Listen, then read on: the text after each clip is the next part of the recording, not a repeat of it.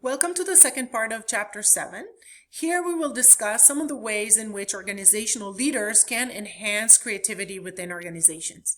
So in order to understand what enables employees to be creative and innovative, we have to understand what are some of the barriers to creativity. If we can remove those barriers, we are going to be able to foster a creative culture within our organizations. So the first barrier that your textbook talks about is vertical thinking. Vertical thinking refers to a situation in which we define the problem very narrowly, right? Think about tunnel vision, right? We're defining the problem very narrowly and we're not thinking about potential alternatives. If you think about our example of the elevator, if the tenants complains about the slow elevator, if the only way we define this problem is our elevator is old, we need to replace it, we have very narrowly defined our problem. And this means that there is potentially only one solution, replacing the elevator, which is very costly. If we can escape this process of vertical thinking, limited thinking, and think more broadly, we might be able to define the problem as, hey, the tenants are bored while they're waiting for the elevator. Let's put a television screen on the wall so the tenants can watch the news and they will be less bored, and it is a much less costly solution than replacing the elevator, right? So one key problem with limiting the creative process is vertical thinking. If we're trying to cut costs and limit the time that we spend on problem solving, we are more likely to engage in vertical thinking because we are not taking enough time to define the problem as broadly as possible.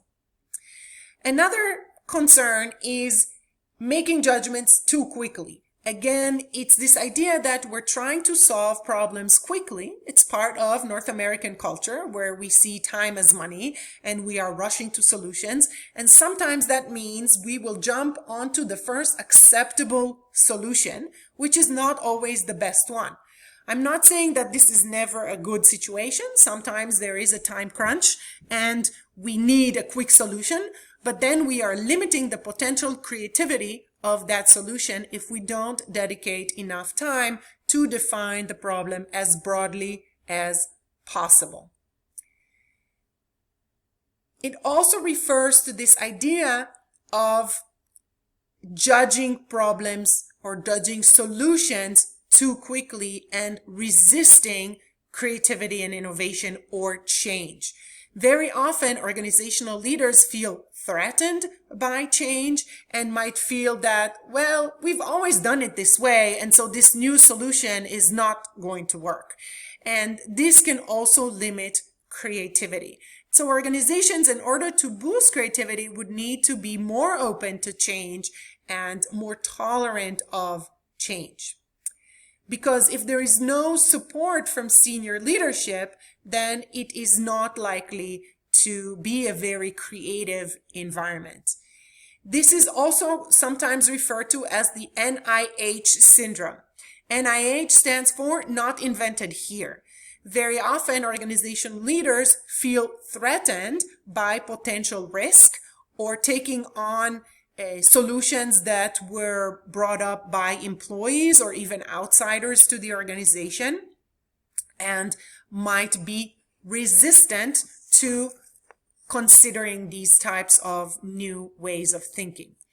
And so if we've identified some of the impediments to creativity, how can we foster creativity in organizations? What can managers do to create a climate that is supportive of creativity? Well, the first one, of course, would be avoid vertical thinking. Give employees the necessary resources and time to define the problems as broadly as necessary. Dedicate resources to considering the input of outside consultants. Involve both leaders and line employees in the process to define problems as broadly as possible and to consider as many potential solutions as possible. This, of course, requires an organizational climate that actually rewards people being creative and engaging in creative thought, right? Because as we learned in the chapter on motivation, reinforcement theory argues behavior that gets rewarded gets repeated. If we reward people to behaving in creative ways, we are more likely to see that happening again and again. And this also was an example given in the Procter & Gamble video. Procter & Gamble does not shy away from sharing their failures. The discussant in the video mentioned that one of the products that Procter & Gamble tested had failed, but that Procter & Gamble didn't insist on taking that example out of the article because they felt that even from testing a product and deciding that it was not going to work in the market, they have gained some organizational learning. And this is the kind of organization that celebrates creativity in and of itself. Even if that creative idea did not result in a new innovative product that we can actually send to market and turn a profit on, we still value that creativity. And that's an organization that creates a culture in which creativity is celebrated. Another organization that is very well known for rewarding creative thought is 3M. And 3M indeed generates lots of innovative new products on a regular basis because they have been able to create a culture in which employees feel comfortable coming up with creative and innovative ideas. And they know that they will not be ridiculed or that they will not be penalized if their idea does not actually turn into a marketable product or service. We've discussed the idea that the creative process is time consuming, and so we have to appropriately manage workload pressures and resources to enable employees to have the time to think creatively. And thinking creatively often involves sitting at your desk and thinking, which is not very visible. But we have to be able to tolerate that within the organization to make sure that employees have the necessary time to process different ideas, like this concept of organizational slack that I mentioned in the beginning of the first part of chapter 7. Another thing that your chapter mentions is generating positive emotions, right? Positive emotions can loosen inhibitions, increase visual and spatial attention, and enable people to identify new ideas. And so creating a positive climate in the organization and using humor, for example, can create a climate in which employees feel more inclined to be creative. Another contributor to creativity is, as we mentioned earlier, diversity.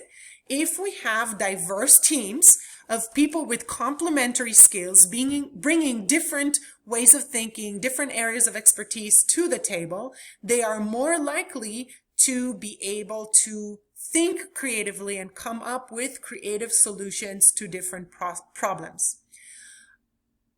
We want to also make sure that employees have sufficient resources, right? If we have different ideas for different solutions, we need to have the resources to test those ideas and examine whether they would work for us or not.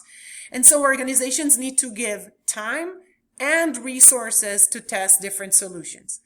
Of course, to every idea, there is also the flip side that actually lack of time creates a sense of urgency that might stimulate more creativity, and lack of resources might actually create more creative thinking in solving problems, right? Like the Liter of Light video that's on your As You Learn page, where scarcity of resources enabled this individual to come up with these creative ideas of illuminating homes. And so while the general rule of thumb, we want ample time and ample resources, we also have to recognize that sometimes it's the exact opposite that stimulates creativity. So what can managers do to enhance the creativity among their employees? We want jobs that are designed in a way that makes them intrinsically motivating. We need to design jobs that offer employees some autonomy, opportunity to use different skill sets, opportunity to receive feedback and understand how what they do contributes to the overall success of the organization.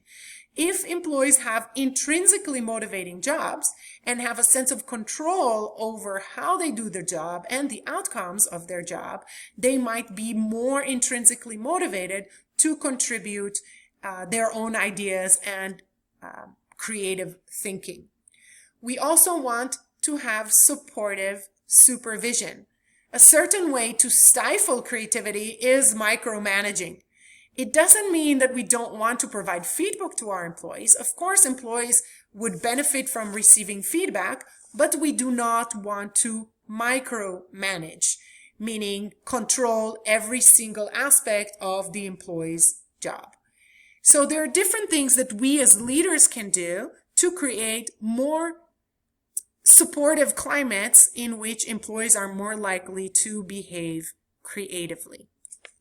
There are also some unique tools that organizations can use to enhance creativity among their employees. And these are proactive engagements in which we want to support the process of creative idea generation. And so the first one is the idea box or the matrix analysis. In this process, we try to create a visual display of the different options that we have. For example, we might create a 4-box square in which we are considering new technologies and existing technologies and new markets and existing markets. To use this idea box or matrix analysis as a way to think about these opportunities and threats in a more organized way.